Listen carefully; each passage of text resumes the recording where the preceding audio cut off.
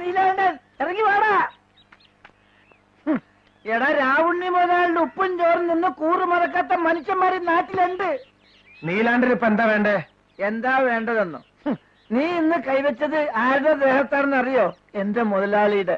പൊന്നു പോലത്തെ മനസ്സുള്ള ആ മനുഷ്യൻ നിന്നോട് എന്ത് അറിയാടാ കാട്ടിയത്? നീലാണ്ട, നീ കാര്യം അറിയാതെ സംസാരിക്കരുത്. അറിയാടാ, കാര്യങ്ങളൊക്കെ ഞാൻ അറിഞ്ഞു.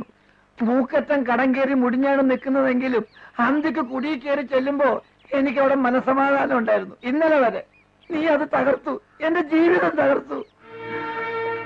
നിന്നെയും എന്റെ സാവിത്രിയും ചേർത്ത് നാട്ടുകാർ എന്തെല്ലാം കഥകളാണ് പറയണേന്ന് അറിയാവോ? വേണ്ട, എനിക്കൊന്നും വേണ്ട. കുസ്തിയും വേണ്ട, ഒരു മണ്ണാകത്തും വേണ്ട, അതിൽ നിന്ന് കിട്ടുന്ന കാശും വേണ്ട. നിന്റെ കാല് പിടിച്ച് ഞാൻ പറയാ, നീ എന്റെ കുടുംബം തകർക്കരുത്.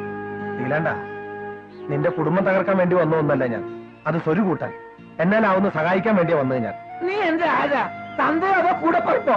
ഇന്ന് നീ എന്റെ മുതലാളിയെ തല്ലി, നാളെ എന്റെ സാവിത്രിയെ സ്വന്തമാക്കാൻ വേണ്ടി എന്നെ കൊല്ലില്ലെന്ന് ആർക്കറിയാവട്ടെ?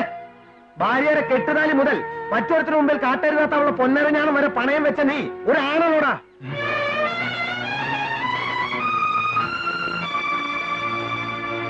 നീ എങ്ങനെ അറിഞ്ഞു എന്റെ സാവിത്രിക്ക് പൊന്നറിഞ്ഞാണോണ്ടെന്ന്? നിന്നേക്കാൾ മുമ്പ് സാവിത്രിയെ കണ്ടവനാ ഞാൻ. ഞരമ്പിലെ ചോര തളയ്ക്കുന്ന പ്രായത്തിനും എത്രയോ മുമ്പ്, ആണാ എന്ന് തിരിച്ചറിയുന്നതിന് മുമ്പ് സാവിത്രിയെ മോഹിച്ചവനാ ഞാൻ.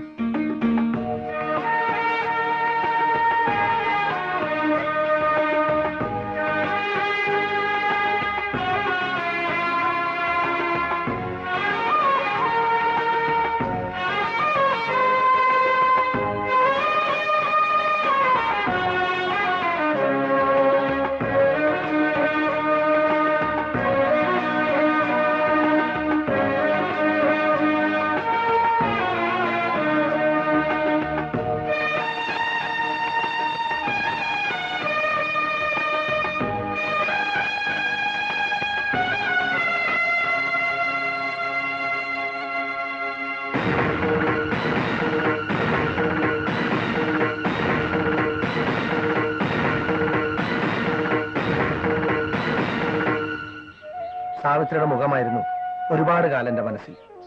സ്കൂൾ വളപ്പിലും അമ്പലമുറ്റത്തേക്കായി ഞാൻ അവളെ പിന്നാലെ നടന്നു. പക്ഷേ സാവിത്രിയുടെ മനസ്സിൽ ഒരിക്കലും ഞാൻ ഉണ്ടായിരുന്നില്ല. ഏതോ ഒരു ആനക്കാരനുമായി അവളുടെ കല്യാണം തീരുമാനിച്ചു എന്നറിഞ്ഞ അന്ന് ഞാൻ നാടുവിട്ടതാ. നീ വിഷമിക്കണ്ട, സാവിത്രി എന്നെ ഒരു പെങ്ങളെ പോലെയാ. രാവണ്ണി മുതലാളിയെ ഞാനെന്തിനാ തല്ലിയെന്ന് ചോദിച്ചില്ലേ? ഈ പെങ്ങള് കുളിക്കുന്നിടത്ത് ഒരുത്തൻ ഒളിഞ്ഞു നോക്കിയാ ഒരാങ്ങൾ എന്താ ചെയ്യാ? അതേ ഞാൻ ചെയ്തോളൂ. സത്യം ഞാൻ പറയുന്നത്.